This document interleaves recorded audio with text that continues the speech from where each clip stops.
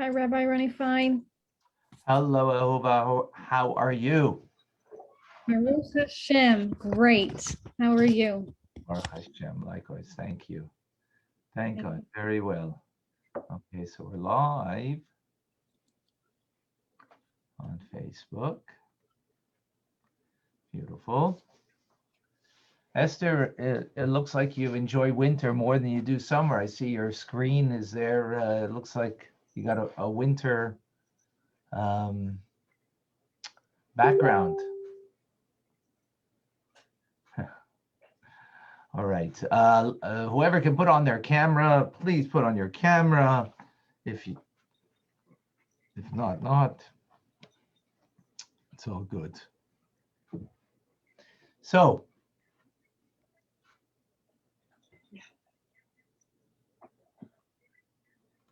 okay.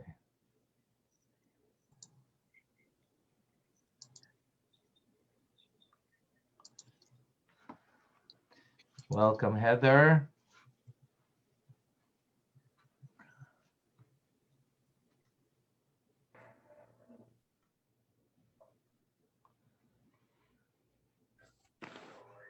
All right, good.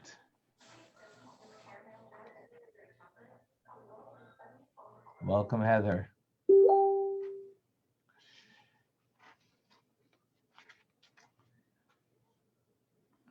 So today's Gimel Tammuz, the third day of Tammuz, the day 27 years ago that the Rebbe physically left this world, but very much present today, perhaps can even be more present today than ever before, something we will bring about later.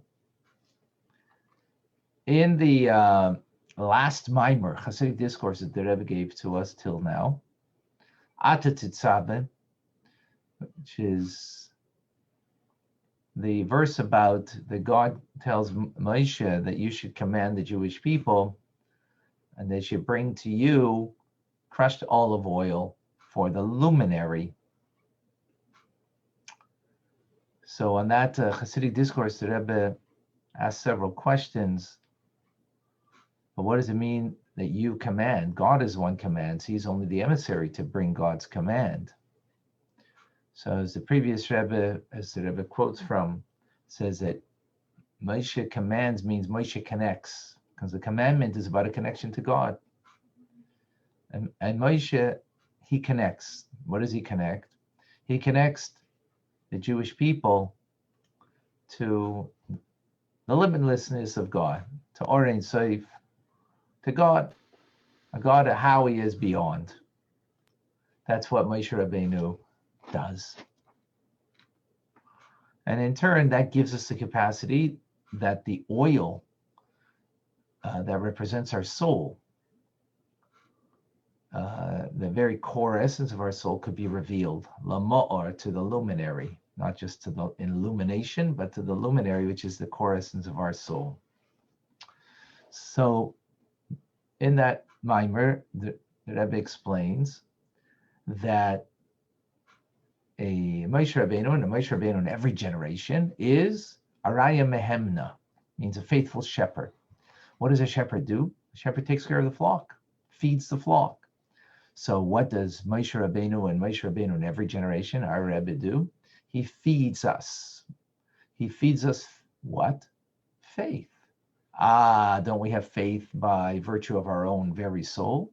But he feeds us in a way that it becomes internalized. We can have faith, but that faith may be very external. It may be very, yeah, sure, I believe in God, but then we speak Lashon Hara. Or, yeah, of course I believe strongly in God, but then we, waste our time. That means the faith that we have in God and the oneness of God is very much external, not very much internalized. So what does the Raya Mehemna do? He feeds us. What does a faithful shepherd do? He feeds faith. He feeds us with faith, but internalizing that faith. Now, what does that mean? Faith is something that's beyond, right? It's beyond us. And yet it's to be internalized. Internalized means that it becomes a part of us through, how does it become a part of us? It becomes a part of us through what is us, our intelligence and our emotions. So it means it seeps in. It's not something just beyond. So what does that mean exactly? How do we understand that? How do we deal with that? Is the question. Is that clear? Yeah. Again, faith in naturally is something beyond. And yet, what the faithful shepherd, and every generation does, starting with Moses, Moshe Rabbeinu, is giving us the capacity that we can internalize something that's beyond us. What does that mean? How do we understand that? So let's look at this week's Parsha. Maybe we'll get some insight. Well, for sure we'll get insight, right? That's what we do every week, right? We get some insight. So,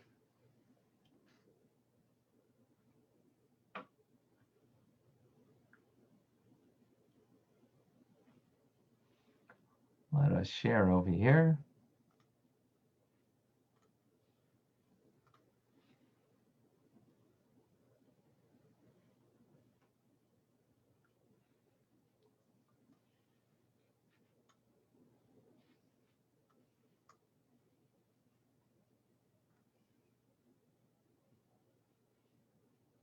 Okay,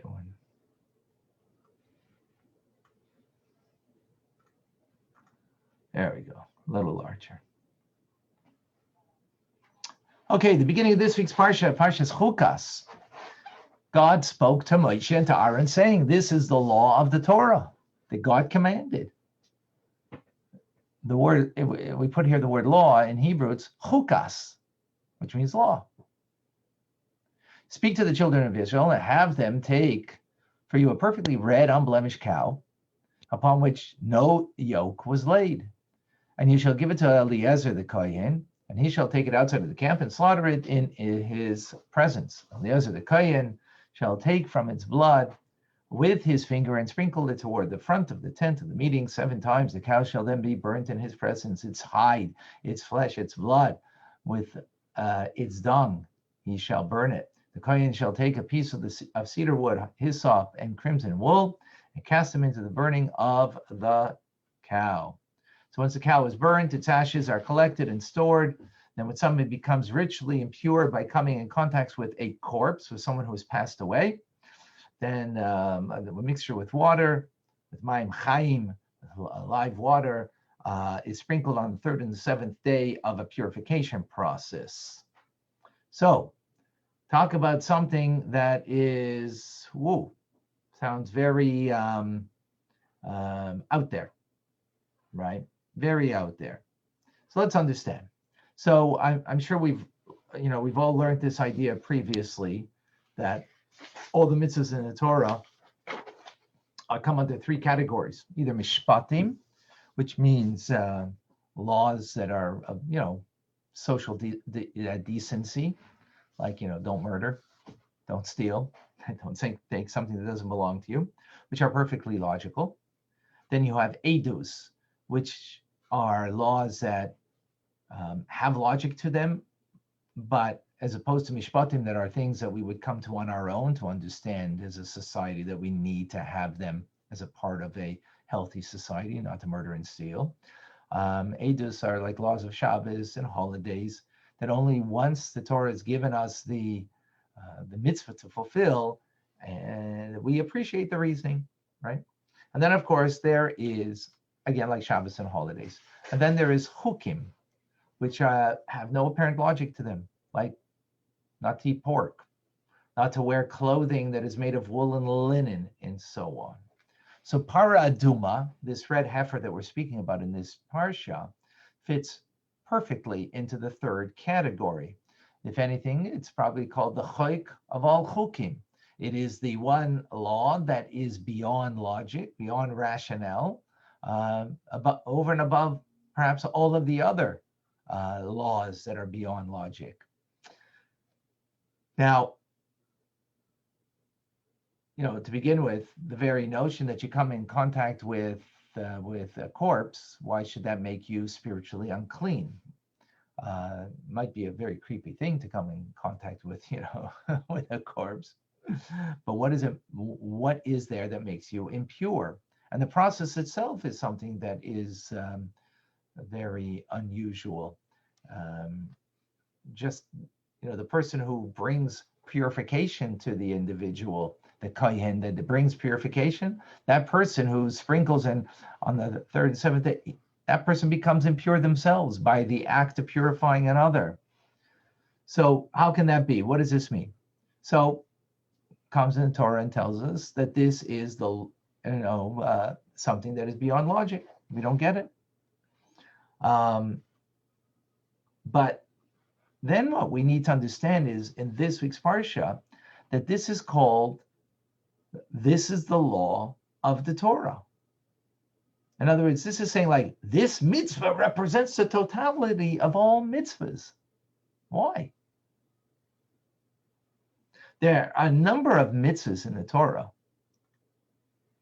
that the Torah tells, or actually the sages tell us, that are an equivalent to all the other mitzvahs, like idolatry, right?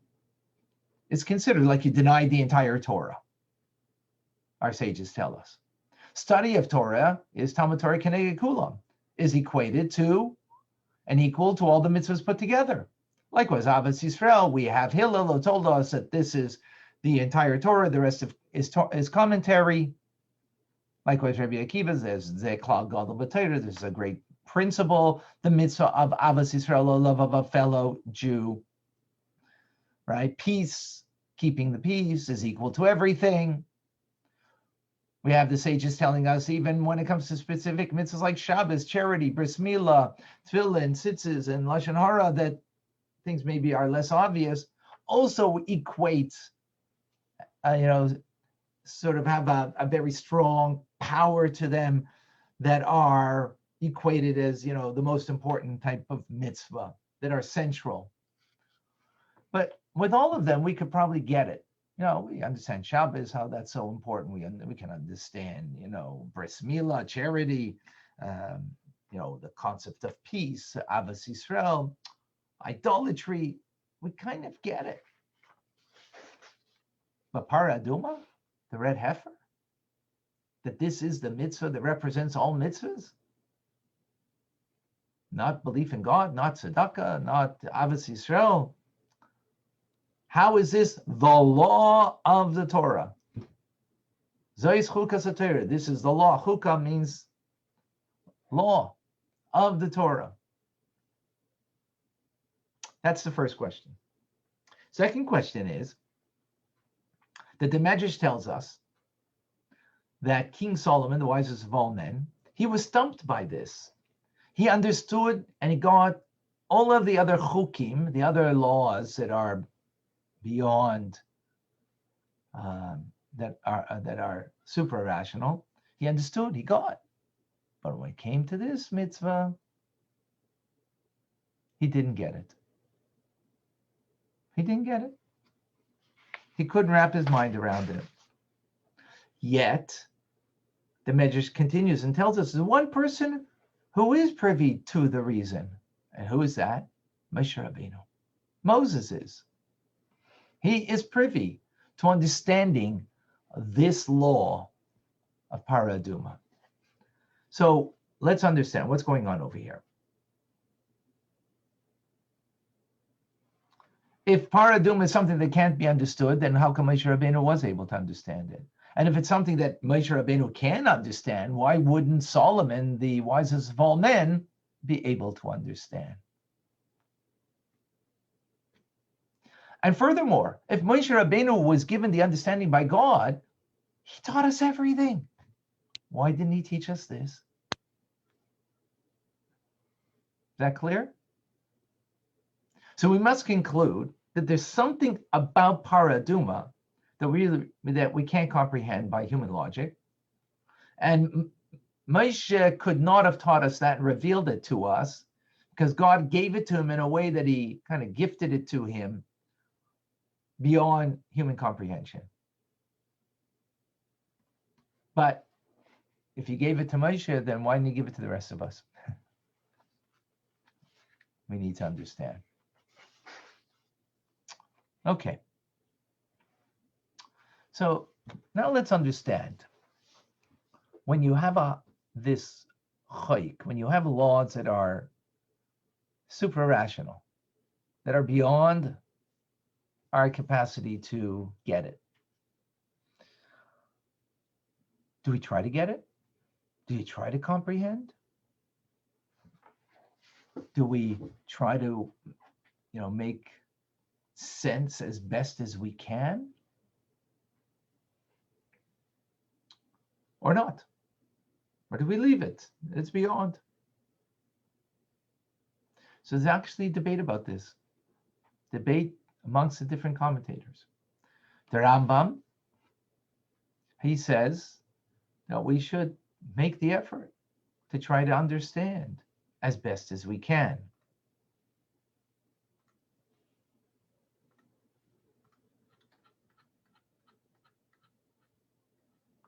Rambam writes right here, the category of mitzvahs called chukim, such as those prohibitions against wearing wool and linen together, or against eating milk and meat, or a scapegoat on Yom Kippur. Our sages generally do not believe that these matters are entirely without reason or purpose, for that would render them meaningless. Rather, they believe that there is a cause for them, meaning that there is some kind of purpose they serve. It is just that that purpose is hidden from us, either due to the limits of our intellectual abilities or the lack of our wisdom. Ultimately, every mitzvah has a reason. Every obligation or prohibition serves a purpose. The purpose of some of them has been explained to us, such as the prohibition against murder or theft. The purpose of others has not been explained to us, such as the prohibition against eating a tree's fruit for the first 3 years, or the prohibition against planting forbidden mixtures. Whenever we find such a commandment where the reason is not understood, it is due to a lack of our own understanding.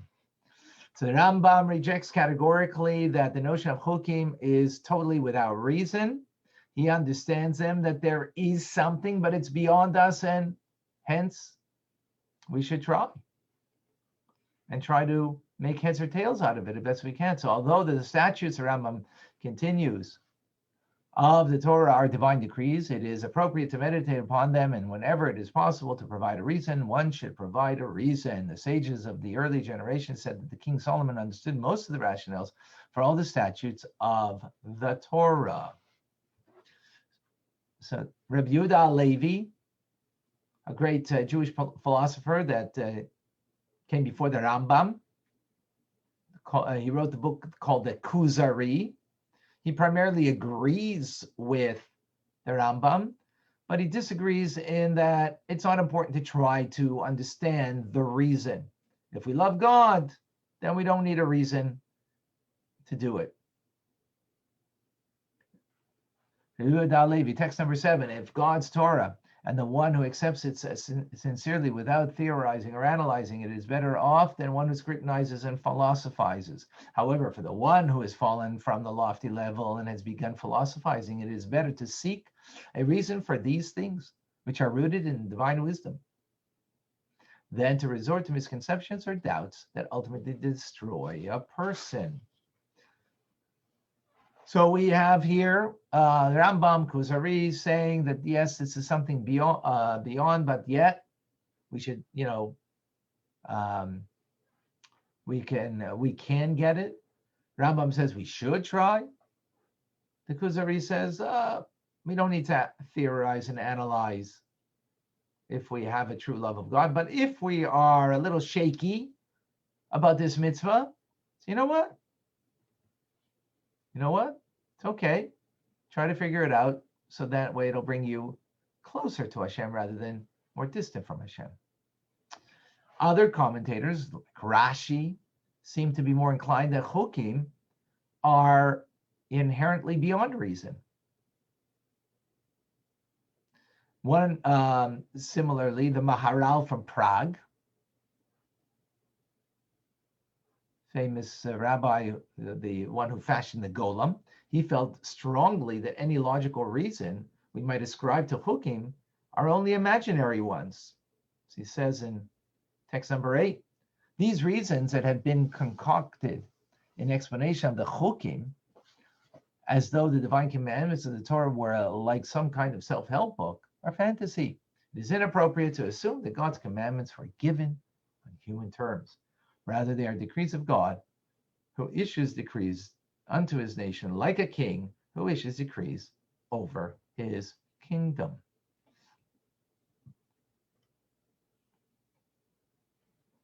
Is that clear? The distinction between them. So does anybody recall from Tanya debate between the Maharal and the Rambam? We mentioned it recently, very recently. Tim, you're shaking your head, you recall?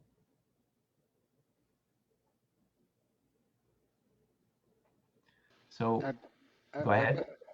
If I remember correctly, it is the king's decree that suffices the debate. Am I correct? So we quote from the Rambam. We quoted in chapter 2 of Tanya, the Alter Rebbe quotes. We just quoted it in chapter 7 in this part of Tanya, and also I think it was in chapter 9 if I recall correctly. I have Tanya right here. What did we quote? Rambam says that God is the knower, the known, and the knowledge is one. And when God knows something, how's he knowing? Because he knows himself, right? He's not knowing something outside of him. Whereas I know that Tim just spoke. How? But that was an added awareness to me. Still you spoke, I didn't know that you were going to speak. And only aware of it outside of me. And that the rest of you are here to share. That's a knowledge that I have that's outside of me. So it becomes super added to me, right? But God, when he's knowing that of himself, because as I'm the knower, meaning my soul knows, the knowledge is my brain, and the known is the thing that you're becoming aware of. 3 separate entities. By God, they're all one and the same. Right? That's what Rambam says. The Maharal says, you can't say that about God. How do you limit God to, to being knowledge? He's beyond that. So which one's right? So comes Chassidus and says they're both right. Speaking about different aspects of God. God, in essence, is beyond knowledge. Not limited to knowledge, right? Not limited to knowledge. He creates knowledge. But he's not defined by knowledge. He emanates from him knowledge, but he isn't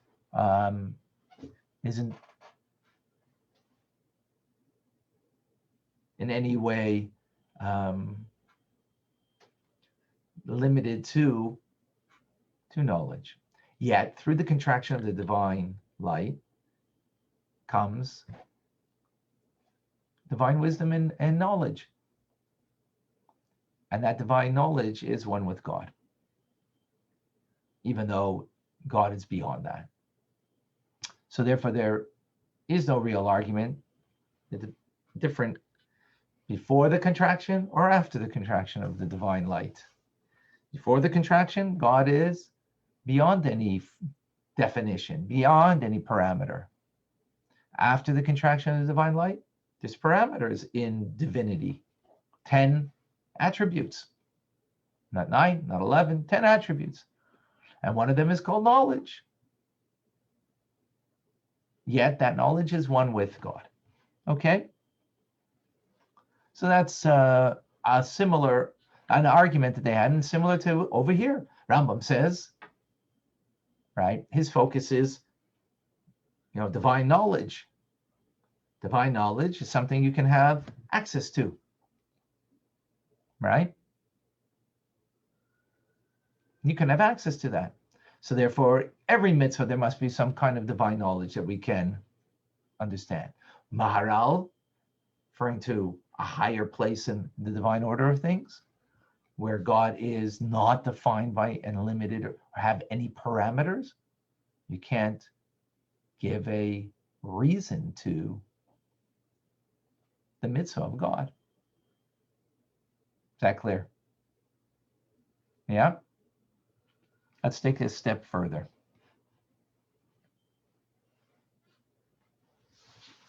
Let's appreciate now the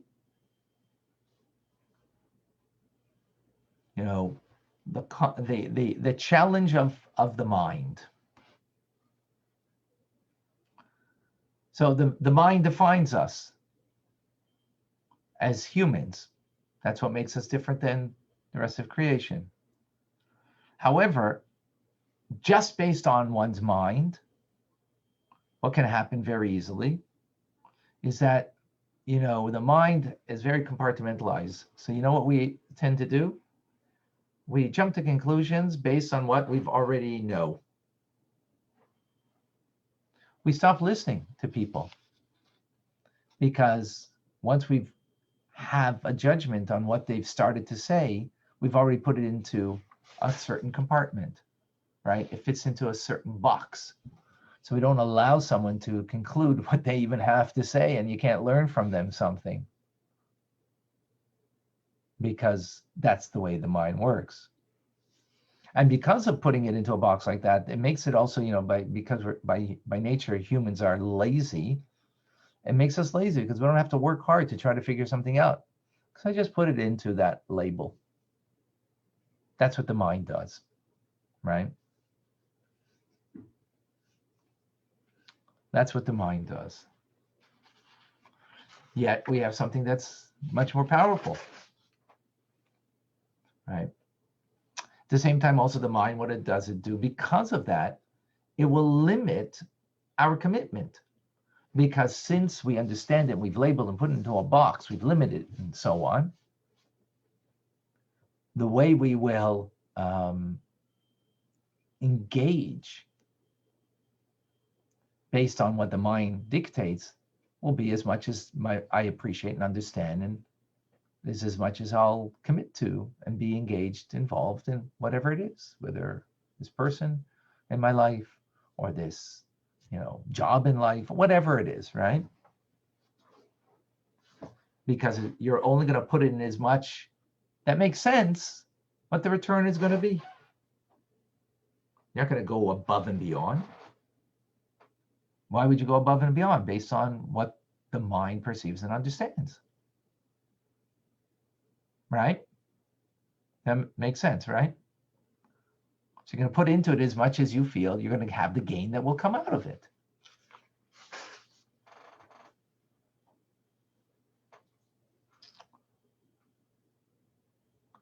So what's the problem there?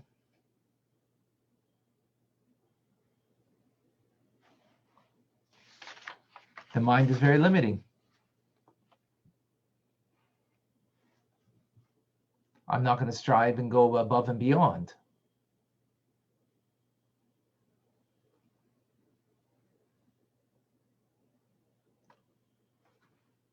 So now, so we saw that there's a debate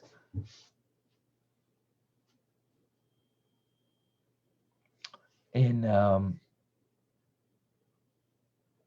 whether in chukim should we go and try to find, based on the mind, rationale, reason, logic, in something that inherently is beyond, right? And now we just mentioned some of the pitfalls that it can be that when you focus in on using your mind in such a way. But let's now go the other way around. How about in those things that do have rationale to them? do have logic to them.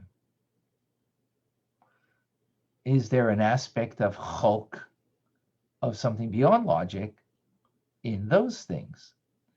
There's no argument. Everybody agrees there is. Every mitzvah that God gives us, and gives us with rationale, not to murder, not to steal, and every other law, even though there's reason, there's understanding, yet at the same time, it's not limited to that reasoning and understanding that we have as humans. Let's understand.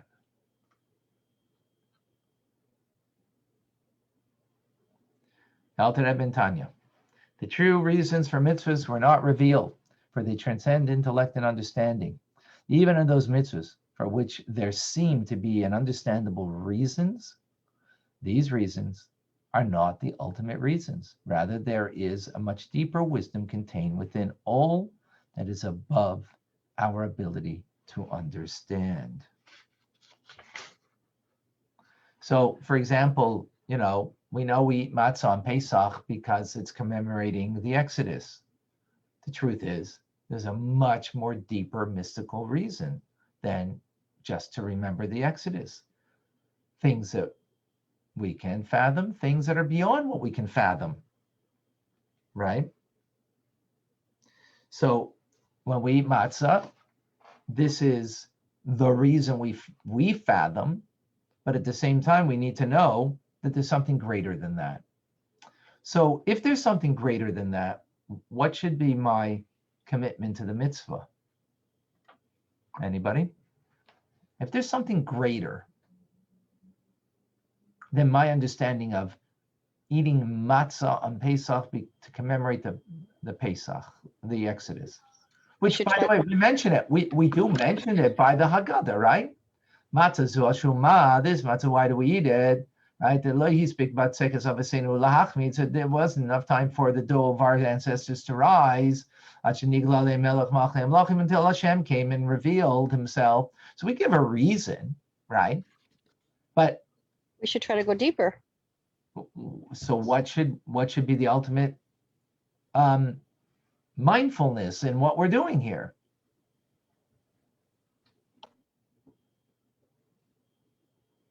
Go ahead. Trust in God. Trust in God. Okay. I know. Trust in God. Faith in God. I don't know why I'm doing a lot of these things. Connection to God. Connection. To connect to God. So you're eating matzah, and you're saying that the reason is because of such and such, right? At the same time, you're mindful that there's much more than that. And you're mindful that ultimately it's about a connection to God that is beyond whatever I can appreciate and understand. This is what God wants, right? And therefore I do it in such a way.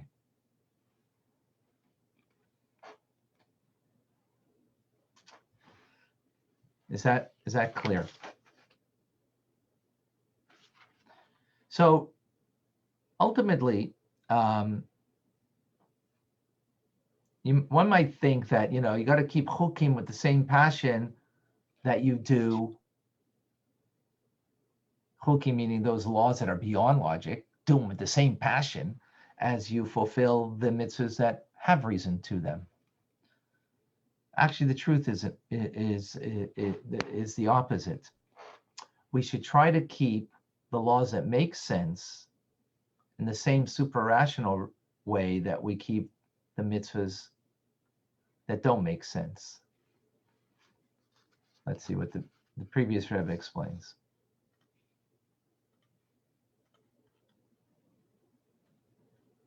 Mishpatim, like honoring one's parents, giving tzedakah, refraining from theft or robbery, are perfectly logical. On the other hand, chukim have no logical basis at all. Now, logic would dictate that we ought to observe chukim with as much commitment as we observe the mishpatim, just as we have a natural affinity with mishpatim, to the degree that we have kept them, even if God hadn't communicated to us, right? Even without, there was laws of not murder and stealing before the Ten Commandments, or before the Torah was given. We must similarly observe chukim with equal resonance, because they are commanded of God. But the truth is the other way around. We ought to observe mishpatim, meaning the logical laws of the Torah, with the same as we observe chukim, observing them simply because they are the will of God. Ultimately, the main focus of all the mitzvahs must be simply to perform the command of God, to fulfill his desire. That's what we have to do. In other words, so now we can understand why Parah Aduma, this week's Parsha, is the law of the entire Torah. Because the mitzvah that makes the least sense of all mitzvahs is what highlights what all mitzvahs are really all about. Mitzvahs are not about the logic that we put together in our minds, and that's why we're committed to the mitzvah, right? What would be the problem with that? As we mentioned earlier, what's the problem with the mind? Limited. Limited. It's limited, right? Thank you. The mind is limited. And because of the limitation of the mind, therefore our commitment will be limited. Therefore, our commitment will be limited. Therefore, there's one mitzvah that's beyond. Why? That we should appreciate. That we should appreciate that really all mitzvahs are beyond. All of the mitzvahs are really beyond. And it is the main ingredient. The first thing is that we need to know that it's above and beyond. And that's why King Solomon, he couldn't get this. He wasn't privy to this. He wasn't privy to this because it is that one mitzvah. It is that one mitzvah that is beyond all of us, that we need to know that it is the rule of all the mitzvahs. Even the things that we fathom and we get, we need to be committed to it beyond logic. Now,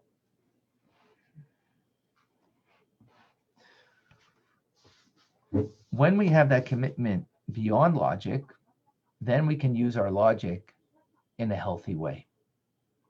Then we can bring in and internalize the teachings and to try to make sense as best as we can, even those things that are beyond logic. And even those things that are of logic, we can deal with them in a healthy way. What does that mean? If the parameter of everything for me is my logic, and that's where I begin and end, so then I'm gonna, as we mentioned before, we put everything into a box, everything becomes black and white. We don't really listen to another because we already have a position on it, right? But if I am able to first see that this teachings is beyond logic, then that will give me the capability to use my logic in a healthy way to try to understand as best as I can. I'll be able to listen to another because I didn't put it into a box and say, oh, I get it. No, because inherently it's beyond what you get. So now you can listen to another person and hear their idea before you throw it out. And it's going to help you to dig deeper, to find deeper understanding, because you are committed to it beyond your understanding. Is that clear, the idea over here? I'm not sure. What's the big deal if I understand it? on a simple level, and I do the mitzvah because I understand it. Why do I have to go deeper?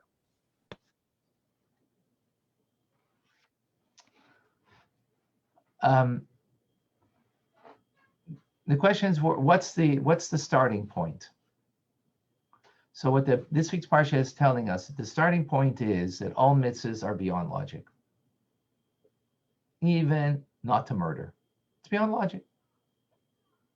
Our commitment to it is because it's beyond logic.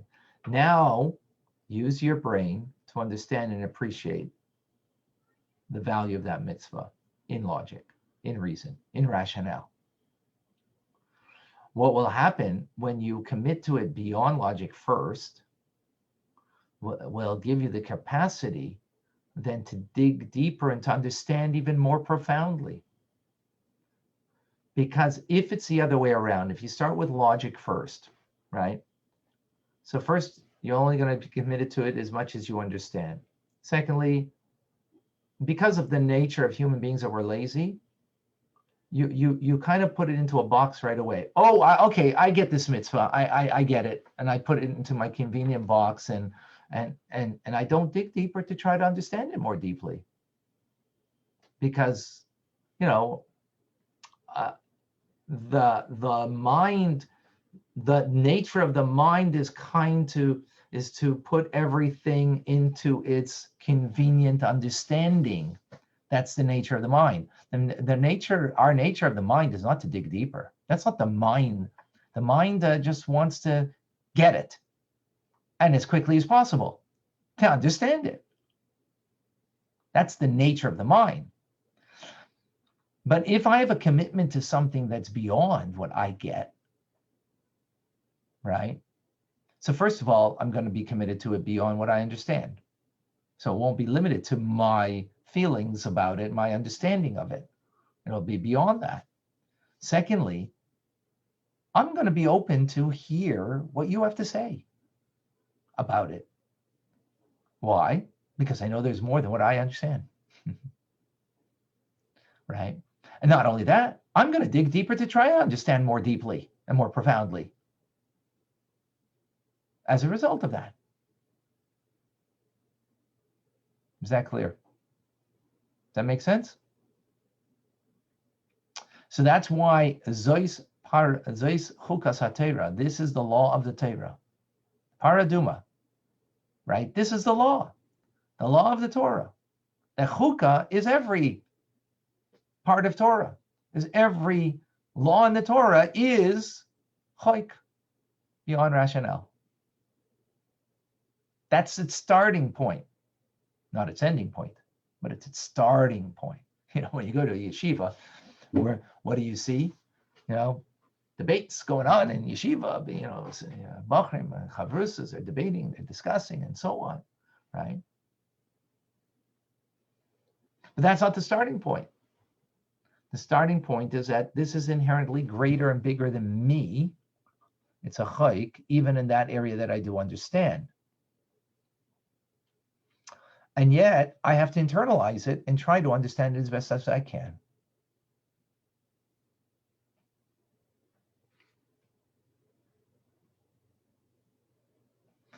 So let's tie this in now with what we spoke about from the Rebbe's Maimer at the beginning.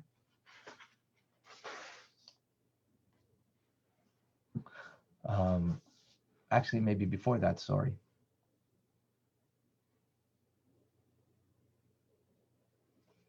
Oh, actually, we'll leave that for now. Okay.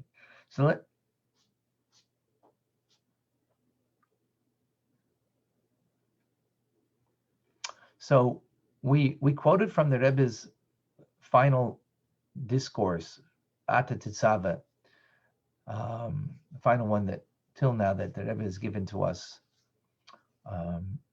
which is that you, Moshe, you should command the Jewish people, and that they should bring to you crushed olive oil for the luminary, right? So one of the questions he asked, Moshe doesn't command. Why is God saying that you should command? It should be, you should give over the command of God. But the you command?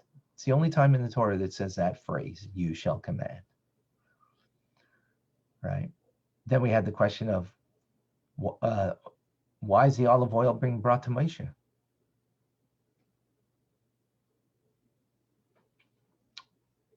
Who gets the olive oil? Aaron, the high priest. It's his mitzvah to do, right? So why is it being brought to Moshe? And furthermore, it says you bring the olive oil to the luminary, lama'or, which means the source of light. But isn't the oil to illuminate? Shouldn't be laha'ir in Hebrew, meaning to illuminate. That's what that's its function, is for the oil on the lamp in the candelabra, the menorah, to illuminate. So why isn't it to illuminate? Why is it to the ma'or, to the source of illumination, which means the lamp, right? The source of light. Like the sun is called ma'or, right? It's called a luminary. But it, here it's about the illumination that is coming from the oil that's being used. So we explained earlier that Moshe Rabbeinu is on a mystical level. It means that Moshe Rabbeinu is connecting, because the word tzav to tzava means you should connect, not you should command. Deeper level means like every mitzvah is a connection to God. So you shall connect the Jewish people to God. And that's the idea that Moshe Rabbeinu is the Rai Mehemna. He's a faithful shepherd. What does a faithful shepherd do? Feeds the flock. What does he feed? He feeds faith. He feeds faith. And what does it mean to feed faith? First of all, faith is something beyond us. Feeding is something that becomes integrated within us. Right? How does that make sense? How do you take something that is of a spiritual nature, that's beyond, and incorporate it and make it absorbed from within, integrated, internalized from within? Is the question clear? Yeah, it's clear? Should I repeat the question? Who says I should repeat the question? Give me a thumbs up. Okay. I think that was from before thumbs up. Pretty much. Okay. We're saying a faithful shepherd feeds the flock.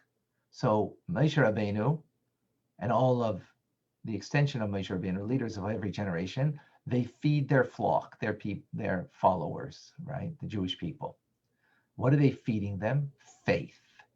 So the question is, faith is something that is beyond. How do you feed faith? How do you absorb faith? How does it become a part of you? How does it become, internalized? Isn't faith something that's beyond? Right. So, sorry, Lily, Leah, you wanted to say something? Ask. Good question. Okay. Glad I asked it. I mean, I didn't ask it, just repeating it. So the answer is that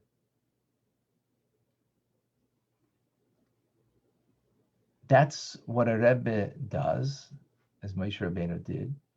Take godliness, as we're learning over here, a commitment to something that is beyond, the mitzvah that we are committed to it in a way that is beyond logic, right? And yet, and others beyond our intelligence, what our intelligence will tell us, beyond what our feelings would necessarily feel.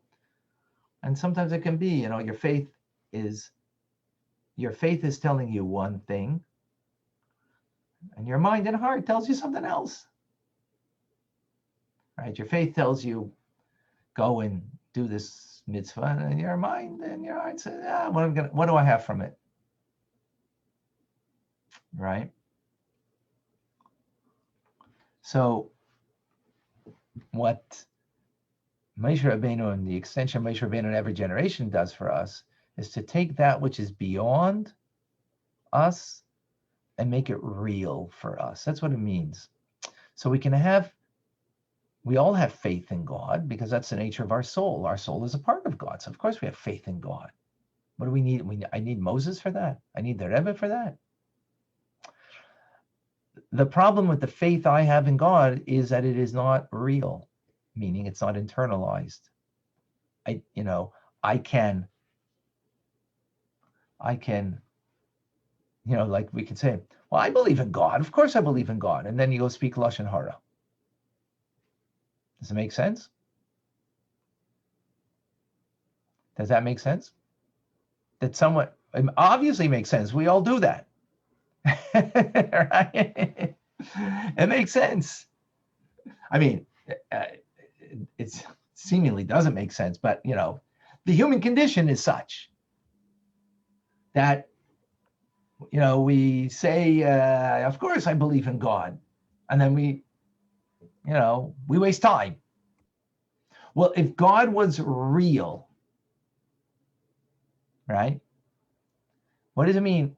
Faith in God. Faith in God was real. In other words, it was internalized. It was a part of me. Real for me. Then we would never sin, you think? Well, we do a lot less, right? We'd be much more connected. We'd be much more connected. So, Zois Chukas HaTorah, this is the law of the Torah, that which is beyond me is the first thing I need to have commitment. But the problem is that, yeah, I need to have that, but it's beyond me. I need to internalize it. I have to make it real for me. So that is why I have a Rebbe. Through his teachings, through his being, helps me to take that truth and make it real for me.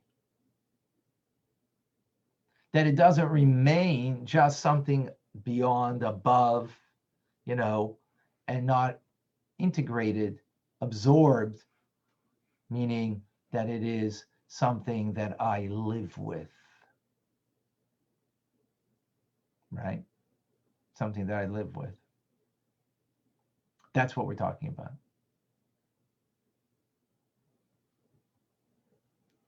So Torah is telling this, that I need, Zois Chukas HaTorah, that I need to be able to integrate, that I need to be able to recognize first, that I don't base things on me and my understanding and my logic. That's the first point. That I got to do on my own. I got to come to that understanding. Hey, I'm not the center of the universe, and my mind is not, as great as a mind as I have. It, it has shortcomings. I'm gonna just put things into a box. I'm gonna be in my mind. The mind is lazy. We have a willpower, which is not mind, by the way. The willpower can be strong. There's some people with strong willpower, right? That's not the mind. The nature of the mind is to be lazy. We see it because when we just focus based on our intelligence, we quickly get it, and we put it into that convenient box. Why? Because by labeling it, I get it, and the mind wants to get it, right? So and we can do that very speedily, and we do it speedily. Catch yourself. How we all do it, right? In a conversation with somebody, like you really didn't hear them through.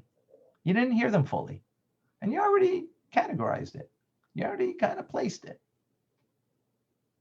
right? Again, I do it, so I'm just talking to you. I'm talking to myself, right? We all do it, but this is what it's teaching us over here. So that is something we need to get on our own, right? That's already in the human condition. We have to know the frailty of the mind itself, by itself, right? And then we have to commit ourselves, and that's what the Parsha is telling us over here, is Zeis Chukas Torah. No. Something far greater, beyond. Don't think that you're gonna, don't start with you getting it. Start with it's super rational. Every mitzvah, everything. Actually, not just every mitzvah for sure. Imagine if everything in your life you kind of looked at it that way, right? It's beyond you. You're gonna take a deep breath and okay, let me try to now get it. Let me listen. Let me hear you out. And we'll be hearing people much more. We'll be able to see how they're actually adding something rather than you're not giving me anything because I already got it. It is so this is so human, right? That we do this. But then you'll be able to hear the person and you'll see how they're really giving you and adding something to you, and you got the nuance in what they added to you. Why? Because that there's something beyond you. Now, the real power to be able to do that is what our Rebbe gives us. Because to have that faith, to become a part of me, to be internalized, to have that teachings, that I can internalize it, that is essentially something that is super rational, but then to internalize it and to make it a part of me that I can get and try to understand whatever I can try to understand. That's what a Rebbe does for us. The Rebbe Marash says that, I've been teaching Tanya for a few years, right? So I could think to myself that, well, I get it, after all these years teaching it,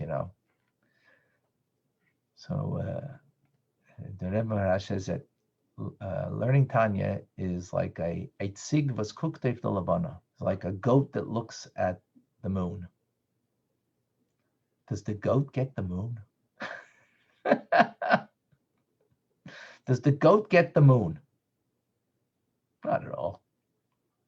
Not at all. It understands what a moon is. It understands the cycle of the moon, 29 days, 11 hours, 48 minutes. Does it get that? Does it get how its cycle is? No. However, that being said, is the goat illuminated by the moon? Yes. Absolutely. So the same things with Tanya. Same thing as with Torah, right? All of Torah. I mean, Tanya just maybe it's more of a, brings out this idea. We're like a goat looking at the moon. It's way beyond us. We don't get it. But that being said, it can illuminate our lives. So what does that mean? It illuminates our life. What does illumination mean? Illumination means it gives us a path. It gives us a way. But it gives us a way because we did incorporate something in our minds, because illumination means like an illuminated mind, right? An illuminated heart. So it becomes internalized. But how will it become internalized, its teachings, and make a difference to us? How? Because we recognize we're really like a goat looking at the moon. Right? We're really like the goat looking at the moon. And others, it's way beyond me. Yet it's illuminating my life. So such a dichotomy, right? Such a paradox. Beyond, but yet yeah. And not just illuminating me like the goat now I could see where I could get lunch. Yeah, for us, we could get lunch. What's our lunch? Connection to God. That's now internalized. So it is illuminating. It's illuminating our minds, illuminating our heart. We're not like the goat in that we're just looking for some physical food. We're looking for spiritual food, connection to God. So it is something we eat, right? That the shepherd, and what a beautiful metaphor with the goat. I just came to me the idea of the faithful shepherd, right? Takes care of the goats. So the faithful shepherd is going to give us, through his teachings and his way, a manner on how that illumination of the moon, of the teachings of Tanya, the teachings of Torah, should be now absorbed within us, that it should become integrated within us. It should become real for us. That's not just beyond us. And becomes something that, yeah, we get. I mean, again, we get it, at the same time knowing we don't get it, right? Others, we do use our minds and we do try to understand as best as we can, but at the same time we realize that it's very limited. And that keeps us humble, that keeps us motivated, because if it's based on I'm not a goat. Who do you think you are calling me a goat? Me, I'm a goat. Do you know who I am? I'm Albert Einstein of Tanya. Right? So I get it. I've really learned, and I really get it. Aside from obviously the ego issue over here, right? As such an individual. But the person can be very limited. Because once I get it, I don't get any more. And I'm not going to hear you and what you have to share. It might add to me and me getting it more. And I'll only be committed as much as I get. And that's very little. Ultimately, will be very little.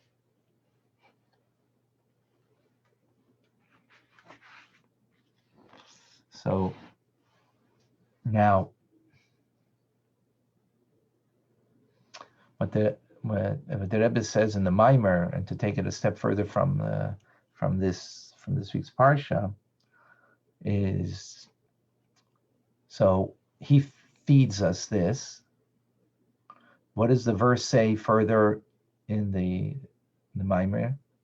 And then we bring to him, to the faithful shepherd, to the Moses in our generation, the oil that is crushed olive oil, that is not for illuminating, but to the source of illumination, to the lamp itself, right?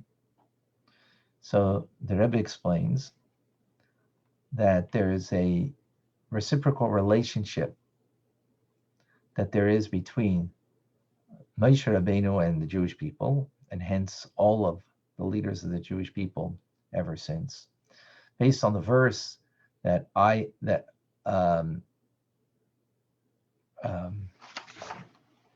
second.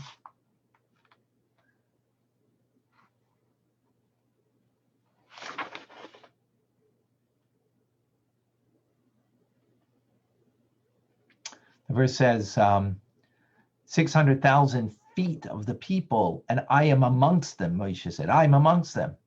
In other words, the Jewish people are the feet. Moshe Rabbeinu is the head. He's the head. So the head controls the feet, but the feet bring where the head needs to go. In other words, there's a reciprocal relationship between the Jewish people and the head of the Jewish people, Moshe Rabbeinu, and Moshe of every generation. So Moshe feeds, and by feeding them faith that is internalized and becomes a part of them, becomes real for them, the Jew now is able to reveal their true selves. The true selves in a time of kasis, of being broken, time of exile, when we're broken because there isn't the light of God that is illuminating us, right? We're not, we don't have the obvious connection, the obvious internalized connection. So broken. And what does that reveal in us? Ma'or. Ma'or means the luminary, meaning the essence of our soul, the source of all the powers of the soul, the core of the soul. It reveals the true me. I don't So get that. Because we're broken? because Moshe Rabbeinu feeds us, right, that we can internalize our faith, right? We can internalize our faith. What does it mean? To internalize that God is real to us. He's not just an idea, right? We internalize that. That in turn, that gives us the capacity that now, in the most difficult, dark times, or even dark in the sense that there isn't the presence of God, that will reveal in you and bring out the best in you, the core of you. In other words, that will bring out the best in you. The core of your essential being will be revealed as a result. That is, in a nutshell, the idea here. And the Rebbe goes further in the Maimer. He says, so it used to be that what brought out the best of the Jew? Anti-Semitism, hatred towards us. You see that, we bond as Jews much more when there's people that hate us, right? There's a war in Israel. We stick together. Mm-hmm. Together. We're together, right? Exactly. We're together. So that's on a collective basis, but also on a personal basis. There are people that, because of the darkness, it brings out a deeper connection to God. That's what Moshe Rabbeinu is giving to us, the capacity that we could get there. Why? Again, he's feeding faith. In other words, that which is super rational, that it becomes internalized, it becomes a part of us, it becomes real for us. So much so that I, in turn, now can do something. That I could reveal now the core of my soul, the mo'or, the essence of my soul, that I'm ready to rise above my natural capacity and to be able to connect to God on this essential level, on not because it makes sense, not because nothing is pushing me, nothing is compelling me. So let me take this a step, except that I'm revealing the real me. Let me take this a step further. So again, back in the day, what compelled most people, well, as we're explaining now, what's compelling people? Anti-Semitism, right? So we've known that for the last couple thousand years or more. And that compelled Jews, some Jews, okay, it took them the other way, but many Jews, it just made them stronger. That's why we're called we're called a stiff-necked people. We're stiff-necked people, not in the positive. You start up with us, you're going to bring out the best in us. You're going to squeeze us, we're going to come out with oil, with the pure oil that is used for the luminary, for the lamp, to bring out the essence of you're going to bring out the essence of me. So in the past, that brought out through, but it's not the true essence in that way. You know why? Because it was something outside of me that compelled me to connect and to become closer. Anti-Semitism, right? What is the true core of us? That nothing is compelling me. I'm living in great times. I'm living in times that you can have it all, spiritually and materially. And today is the days that we are living. We have everything you want materially. The poor people today have cell phones. I mean, okay, maybe some don't, but most poor people do.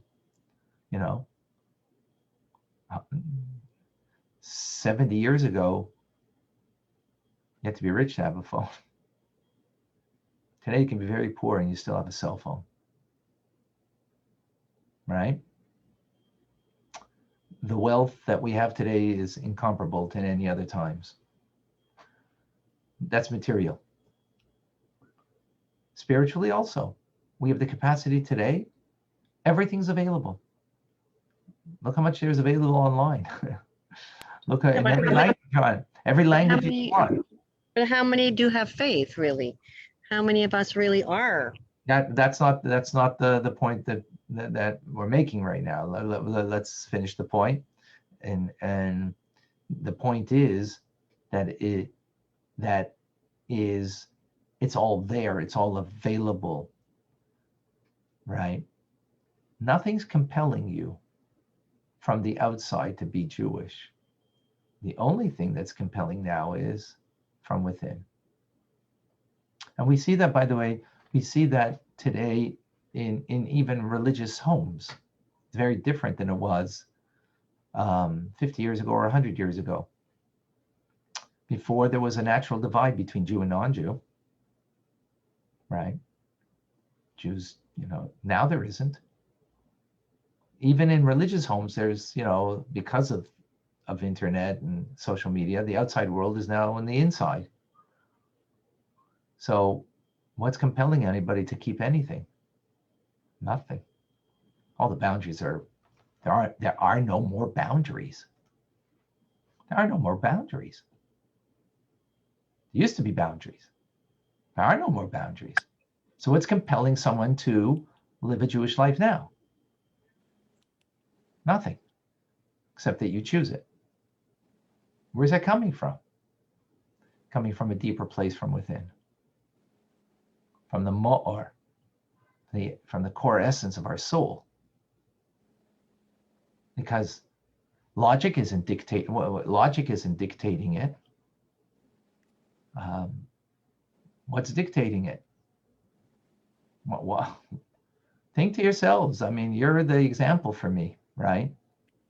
Lily, you're not the example because you were raised with this. But everybody else here, I don't think, was raised with it. Except for my daughter who's on here right now. Right? So, what were we saying, Andrew? I'm saying it's not a problem for people raised with Chabad in Crown Heights. I mean, I know that my Rebbitzin, is more kind of worldly than my rabbi, so to speak. And she's been exposed to everything. And I think the kids are, but and when I talk with the cousins and stuff, but they know who they are and where they've come from. Right. And they have all, continued to remain faithful and married within the faith and continued to, be raised with that Chabad background. They haven't changed. I mean, I haven't met, my Rebbitzin and Rabbi, the Rebbitzin in particular, they have a huge family in Crown Heights and across the country, across the world probably. Mm-hmm. So I mean, that doesn't seem, when you say it's infiltrated in and out, I think. And yet, so I'm saying the choice is coming from within. It's not a compelled choice from the outside. That's my point. What I'm saying is in the past, there were very strong boundaries between the Jewish world and the outside world. Even 30 years ago, compared to 100 years ago, right? 100 years ago, when you were in a shtetl, came Friday night, what kind of choices did you have? Friday night, we're gonna make kiddush on this wine or that wine, maybe. That was your choice. You were kind of compelled because the outside world was off limits. And when you went to the outside world, what happened? You didn't come back, right? Well, now the outside world is there. There's no real boundaries in a sense. So what is now keeping anybody within? What's keeping? So what I'm saying is that it's not something that is that's being compelled externally, right? That kept the Jew a Jew. Anti-Semitism kept the Jew a Jew. But it's now the Jew is deciding, this is what I want. Why? You know why? Just because. Not logic. Not logic. It's beyond logic. After we commit ourselves, we'll find understanding and reasoning and logic and everything. That's true, right? But it's not based on that.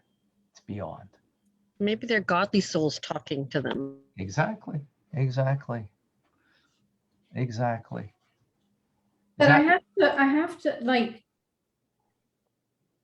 your teachings and other Chabad rabbis and the videos from the Rebbe and these messages, they're compelling. And that for me, it's like, what? Wow. And so I'm like, I don't understand what I'm doing, but they're compelling. Like these lessons are compelling me to like do things that I don't understand fully yet either. But it's It's exactly the point, Ahuva. Thank you for sharing that. Thank you. That's exactly the point. But how's it compelling? It's not the anti-Semite that's compelling you. It's your neshama itself that is expressing itself through the teachings, right? But you could choose to turn it on or off. But back in the day, you know, when you lived in a shtetl and a pogrom came, and you couldn't turn it on or off, right? You were a Jew and you had to stay, you know, within your parameters, within your world, and that was your world, unless again, you completely opted out. Period, right? Unless you opted out. So what compelled you, you had no choice to, you know, you didn't have much of a choice. But today, you don't have to be compelled by these teachings.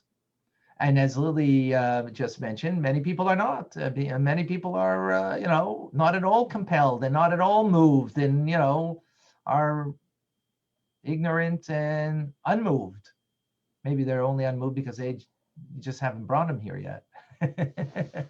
I would think that that's really the ultimate truth. But, you know, not everybody's ready. But the very fact, in other words, it's your soul that's talking to you because it's the teachings are talking to you. The message is talking to you. And in what way is it even talking to you? In a way that is not just because it makes logical sense, it just resonates in a soulful, deep manner. What is that? The core essence of your soul that is being revealed. Is that making sense?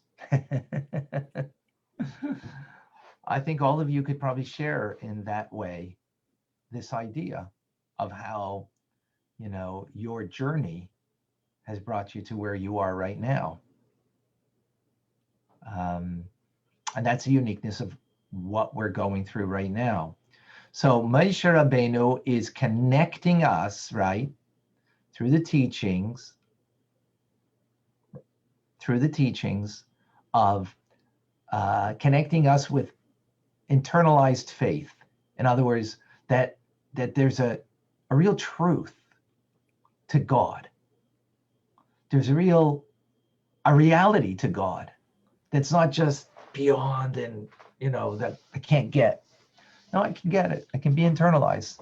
So that's what the Rebbe is helping us, that we can accomplish. He helps us to bring that internalized within us. But the next step is something only we could do. Let it talk to us. Let it reverberate in us, that it will bring then the core of me and reflect that out. The teachings, he will teach, but that the teachings will reverberate, resonate, and infiltrate and really touch me, I have to allow that. I have to want that. I have to connect with that. And that's something, you know, Moshe Rabbeinu and the Rebbe can't do for us. We can only do that. When we do that, then that enables us to reveal the deepest parts of our neshama to connect to Hashem. And then we become then the feet to the head, right?